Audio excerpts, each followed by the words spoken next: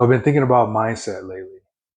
In fact, it's been something that's been on my mind for a while because I deal with some mental health issues. So I wanted to make this video because there's something that was powerfully instrumental in helping me change my mindset. Beyond just friends helping me and family, um, there's 4 exercises that I learned from a gentleman named Brian Grasso, who has a PhD in pastoral counseling and like over 20 plus years of helping elite athletes, entrepreneurs, Olympians, people, all kind of people of every facet of life. He's helped them. And I found this podcast by Laptop Empires. I don't know if you ever heard of him.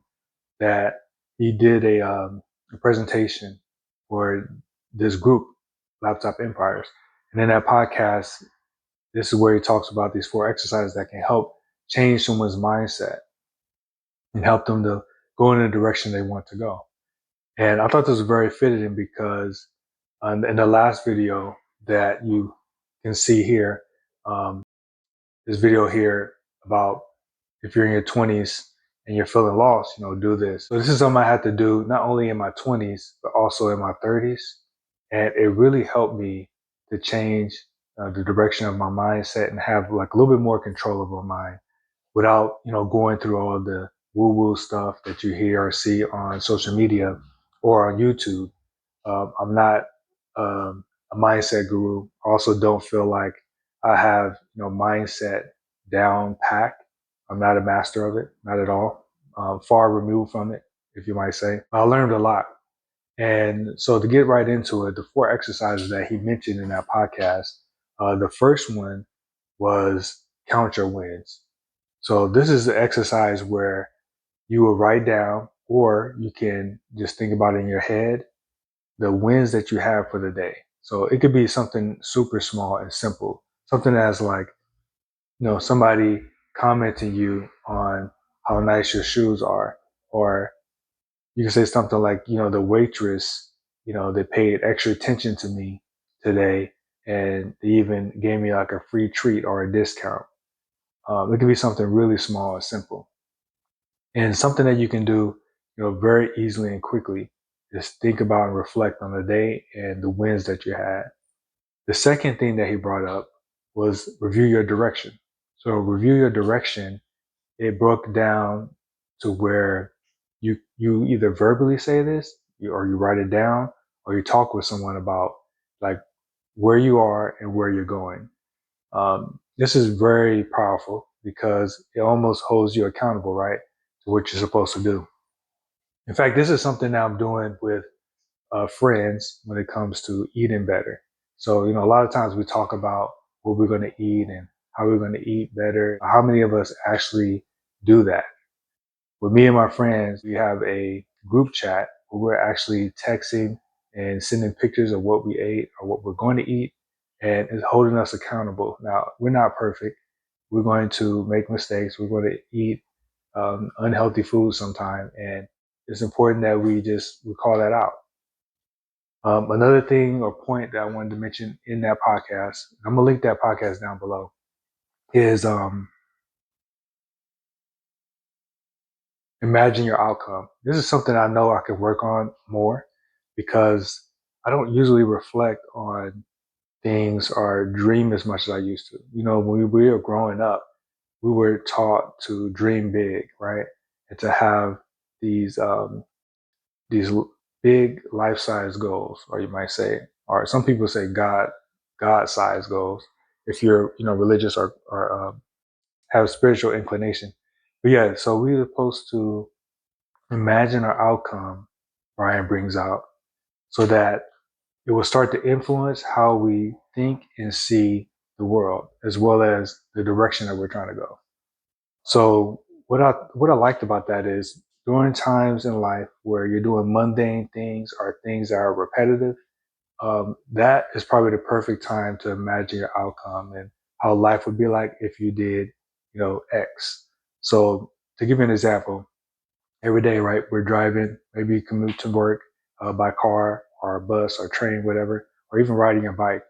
And you can take a moment to imagine how your life would be like when you get that promotion, or how your life would be like when you finally achieve that thing that you've been holding off for a while that you really want to do. Like maybe it was going to school, or maybe it was, putting money towards a certain item that you wanted to get someday. If you can take time in your, you might say, not so active time to imagine your outcome, it can make a world of difference in helping you to eventually achieve that outcome. So definitely something I recommend everybody to do, and I'm going to start working on that myself. But yeah, that was one, like the third point that I got from that podcast. Now, the fourth thing that I got from that podcast, which was really crucial, that a lot of us will probably either never do or don't do, and that is learn your language. And learning your language has to do with um, either write it down or speaking out loud how you feel about yourself. So you and I both know that there's a lot of things that we think in our head that is not serving us. So a lot of negativity. We may talk to ourselves nasty. We may be overly critical of ourselves. So we would talk to ourselves in our head, right, in such a negative way, probably being overly critical or down, and talk to ourselves in a way that we probably wouldn't let anyone else talk to us. But people that have issues with different things in life, or their mindset is out of whack, this happens, and we're human. It's really hard sometimes not to think negatively about ourselves. And if you're like me, or anybody like me, you're probably hard on yourself, especially if you are what they call a perfectionist, even though there's no such thing as perfection. But if you are hard on yourself, it's very easy to be overly critical and negative and down. And that can totally just change, your direction in life if you're constantly like that. So those four exercises, if you practice them, I think it can help you change your mindset and help you to have a better perspective on life. And it's helped me a lot. So that's why I wanted to mention this and bring this up in the video. Another thing I wanted to mention was this book called The Gratitude Habit, a 90-day journal to a more grateful life. So this book, I've been using this for the past maybe 3 to 6 months. And it's something that I mentioned in earlier videos that I encourage a lot of people to use if you're looking to, better and improve your mindset. This is probably one of the best books I've ever implemented on a daily basis.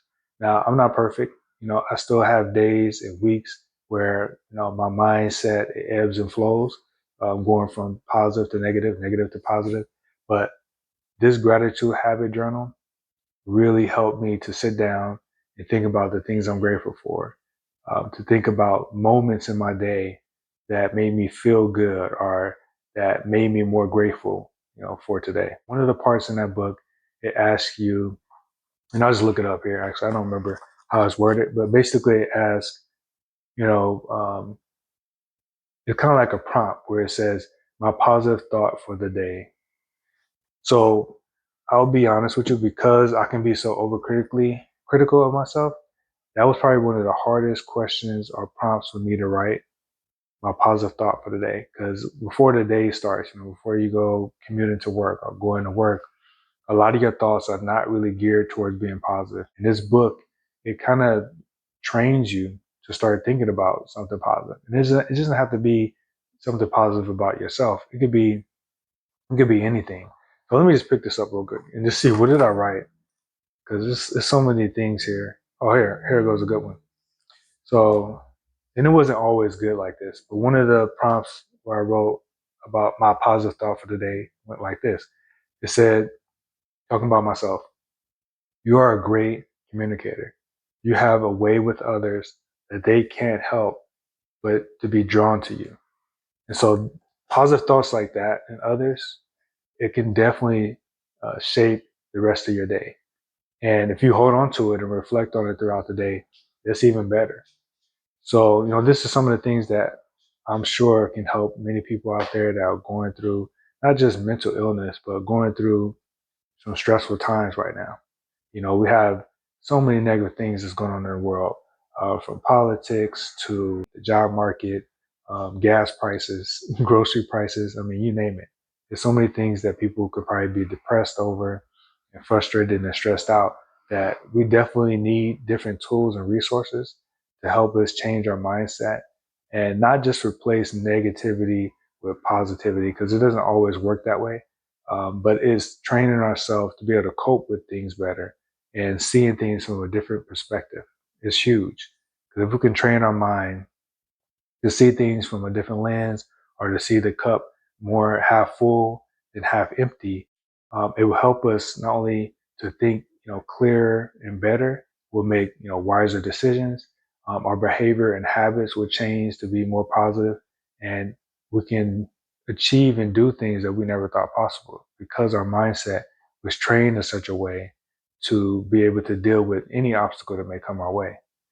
And if you're really interested, like I said, check out the podcast with the link in the description, as well as the gratitude habit book. If you're interested in that, I'll also put a link down in the description. And I like to leave on this note too. So if you are going through a mental health crisis, I'm not your therapist. I'm not your doctor. So, I do highly encourage you to seek help. You can seek help from a professional, whether it be your doctor, whether it be through some of the resources that's out there that I've heard of, like BetterHelp or Rula.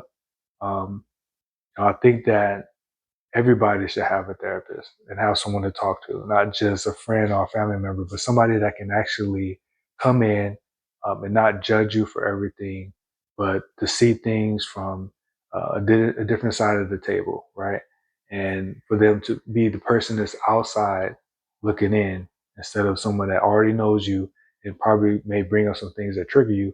You need somebody on the outside looking in that won't judge you and can help you train your mind and thoughts to be able to cope and deal with things in life, right? And you're never too young. I don't think you're ever too young, really, to have someone like that, a therapist or a doctor, someone to talk to. Everybody needs it, even young kids, especially school age kids, to where if they're self-aware of things that's going on around them and how people work and how they move, even they may benefit from therapy, family therapists. And you don't have to just be in a crisis to seek therapy. Like right now, I'm seeing a therapist, and it's not because I'm going through any life crisis, midlife crisis, or struggling with anything that's causing me to think the worst, but I really wanted to have someone, an accountability partner, to like help me, go through some things and look upstream to help guide me in direction that I want to go and be able to cope with things before they even come. Doing the pre-work, right? Pre-grooming my mind to be able to handle things that may come in the future. So, it's something to think about. But yeah, I want to thank you for making it this far into the video. And I always, encourage, if you like conversations like this and you want to learn more or see more from me on this subject or any other subject, I invite you to subscribe and, stay tapped in, because I'm always going to be looking to see like how can I help other people with my videos and my content, because there's a lot of things that I grew up with um, that have helped me. And I'm sure that if I share it with the world or share it with you, it might pique someone's interest and may help them. So, yeah, I really appreciate you making it to this end of the video, and I'll see you in the next one.